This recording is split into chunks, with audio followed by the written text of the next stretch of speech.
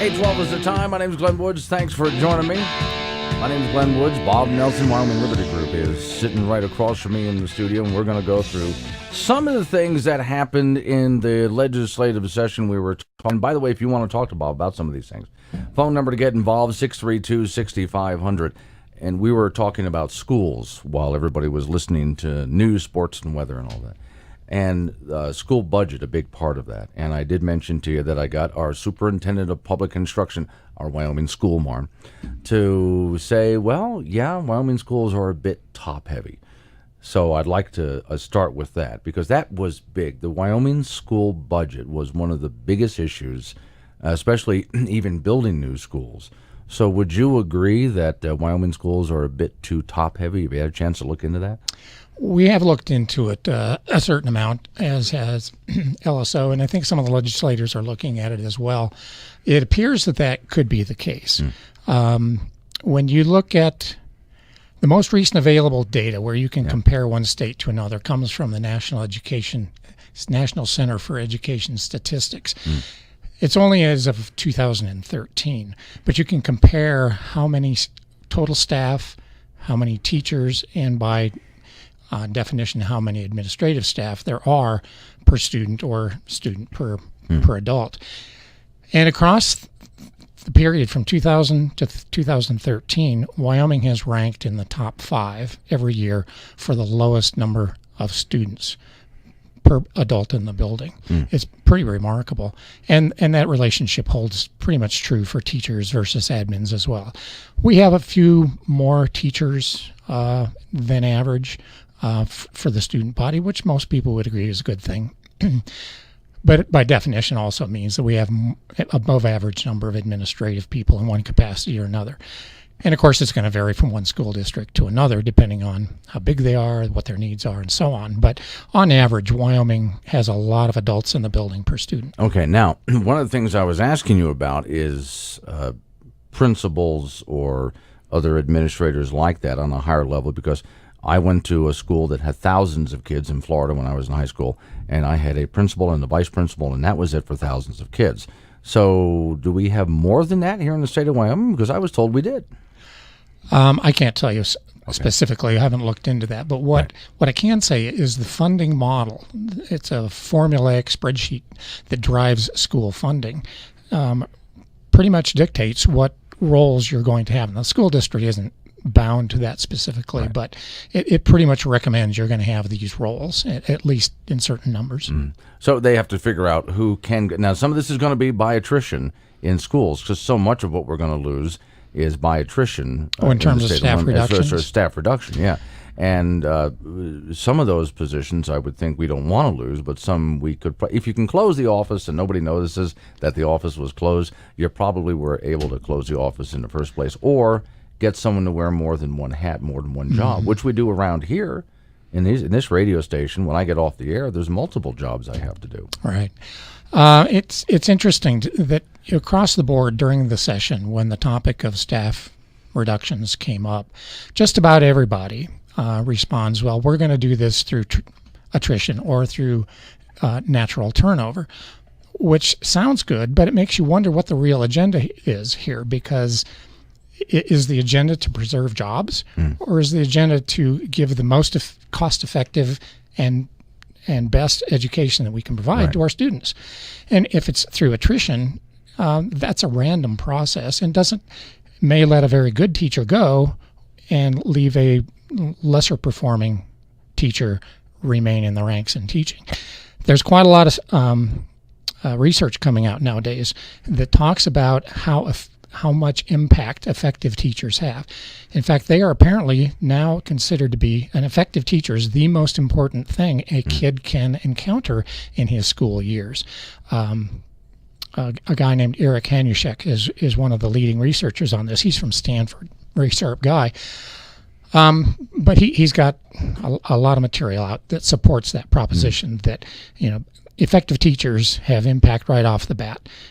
Disadvantaged kids get the most benefit, and it lasts the longest. Conversely, poor teachers, not very good at teachers, have a very long-lasting effect. The kids that work with them lag in performance for quite a long time, even if they encounter a very good teacher and start to counter that process. So good teachers are crucial, more important probably than any other factor in the classroom. And yet, instead of having superintendents go through and try to eliminate weaker teachers and keep the good ones, we've got a random process through attrition going on. And teacher tenure was discussed as well, which is something I've always been opposed to, because my job here has always been performance-based. Either I'm performing or I'm not, and if I'm not, I got to go. Right. So I'm thinking the same for teachers. Now, it is kind of difficult at times to tell, because testing is so difficult, when is a teacher actually performing or not, and sometimes the tests just stink that much. But still, teacher tenure is something I would be flat out opposed to. But that was discussed this time around. Well, it is an issue, and tenure is in place for a number of reasons, and a lot of people will argue in favor of it. But at the same time, you've got to have mechanisms where you can manage your staff and ensure that they're performing. If they're not performing, they're not effective. You cannot afford to allow them to continue those bad practices, because it's costing those kids, potentially lifetime effects in their education. One more thing on schools, and we got to get on to some other topics here. So even the governor, pardon me, seemed to admit that we really, when it came to the school budget problem here in Wyoming, we kind of put a Band-Aid on it, and we still need to get back and address a lot of the problem here. So we have a short-term solution then? Oh, I think that term Band-Aid is probably an apt description. Yeah. The HB 236, which passed and the governor signed, is a broad-based bill, but it doesn't really begin to lay a glove on this 900-pound gorilla. Yeah, so they're going to have to, I would say probably by sometime midsummer, they might actually start having to address this, before the school year even begins. Yeah, HB 236 has a sort of a super committee in it that is, or a recalibration committee, maybe a more accurate term, where they're going to look at the funding model. They've got four, I believe, things. They're going to look at unobligated funds. They're going to look at rediverting existing funds. They're going to look at raising funds, and I believe they're going to look at cuts and changes in costs. But if they can't get the funding model adjusted to a level that makes sense, they're authorized to undertake an entirely new funding model. Okay. I'm talking with Bob Nelson from Wyoming Liberty Group. You had some statistics that I compared to baseball statistics. Let's do that next. Fellow Americans. It's KGAB's Wyoming Wake Up with Glenn Woods on AM 650 KGAB.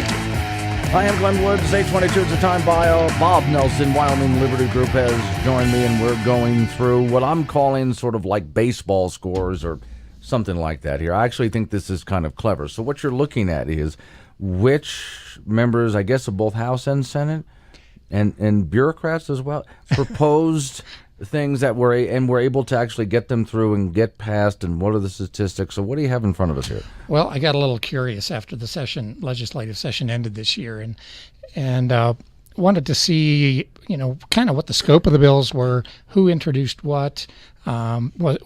Was it an individual? Was it a committee? Was it a Republican? Was it a Democrat? So I compiled a few statistics on that. All right, let's have it. All right. Who did, first off, who did really what? Okay, this I thought was interesting when you started explaining it to me. So if one guy introduces one bill and it passes, he looks great on the scoreboard. Right. Okay. One bill, one passed, you get 100% score. It makes him look like a genius. How about somebody who introduces 10 bills and passes one? It's a 10% score. Right. But what if you get 10 and you pass? Anyway, what I did was I took the number that passed times the percentage success rate to see what the actual overall punch rate was. Okay. Because, of course, if you introduce 10, pass 10, that's 100%. Right. Introduce one, you pass one, that's 100%. How do you distinguish between those two? And not to interrupt you, but I think a good point you also made was, so some of these bills could be, well, we're just going to continue funding something we always fund. And we're going to have a American flag bill, which is always easy to pass. Which will be very popular when it would pass. That just makes them look good, but it's easy to pass. Right. So these statistics tell you nothing about importance or actual, impact. Who's the all-stars here? Who we got? But for punch weight, Mr. Barlow, Representative Barlow, takes the high score. He introduced 12 bills, got 9 of them passed for 75%, which makes his punch rate 675. Representative Lindholm introduced 8, got 6 passed, which would be 75% also. But he introduced fewer, so his punch rate was 450. Okay. And then thirdly was Representative Baldwin with 4. He passed 4 out of 4, 100%. Well, yeah. Because he had a relatively smaller number. His punch weight was 400. Okay, now, are you going to be writing this up and sending it to all the legislators so they can see how they did? Oh, I don't know. I'll have to discuss that with the... Well, I just think it'd be fun statistics to see what did get. Give me, though, unless you got more of this, which I think is fascinating, your overall impression of how they did in this legislative session. Because when something like this is over, and of course this was one of the more controversial sessions, there was a lot to cut. Right away there's criticism of, well, this was a horrible session. Well, but I hear that every session. So if you could give a score. I don't have... I wouldn't begin to score this legislature versus a previous one. Okay. I will say you had a very large number of freshmen in the House, particularly. Okay. And again, too, as you said, they had tremendously difficult, funding issues and school things to deal with, right. And very strongly different philosophical concepts between the House and the Senate. So there was a lot of give and take, and also a certain amount of tension between the two groups. I think they did extremely well given where they were. We could maybe say that there were 448 bills overall introduced, which is a huge number of bills. And every one of those is important to someone. Yeah. And you could tell by listening to the debates. I mean, they, seemingly small, straightforward bills would generate an hour's worth of debate. But that's the way our process works. Sure. Because there were so many bills, though, they maybe weren't able to spend as much time as you might have hoped on the really, really big ones. Well, since you're with Wyoming Liberty Group, can you give them a liberty index of some kind? Because gun bills went through, things like that. So did they give us more or less liberty this time around? Didn't do a scoring on that. Okay. We got to come up with some kind of liberty score for these guys after that. When all was said and done, they restored our freedom by this percentage, or they screwed us by this percentage. However we want to look at it. One more break. We'll be right back. All right.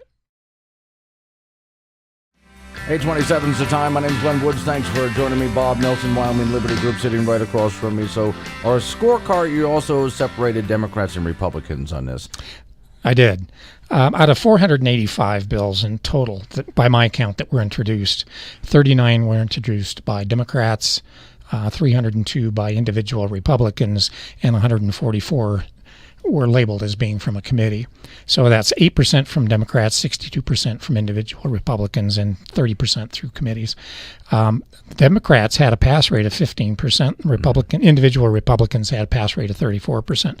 So most of the bills that passed came through committee of one sort or another. That was 77%. And 366 of the bills came through the House. Bigger group of people with a wide-ranging ideas, so they introduced a lot of bills. Wow. Okay, so I was looking at a scorecard thinking, well, I guess the Democrats didn't do that bad this time around when you consider they're greatly outnumbered here in Wyoming. Well, interestingly enough, Representative Connolly came in third place for the most number of bills introduced, 10. She only got 2 of them passed, which gives her a punch weight of 40. But, she's obviously invested a lot of work and time, and she's a very, very intelligent woman. So, carefully crafted stuff.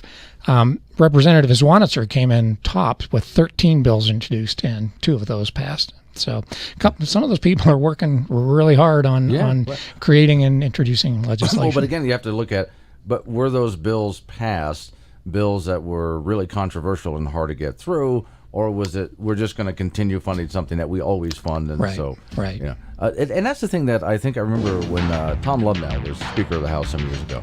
He said to me, "We never seem to cover the news stories about all the boring work that we have to get done. You know, just there's a few hot topics that everybody focuses on. And that's about it. You really need to write this up and post it so all of our legislators can see, you know, where they are in their punch weight next time around." Okay, well, we'll think about doing that. Okay, thanks for coming in. I appreciate it. You're very welcome. Good to be here.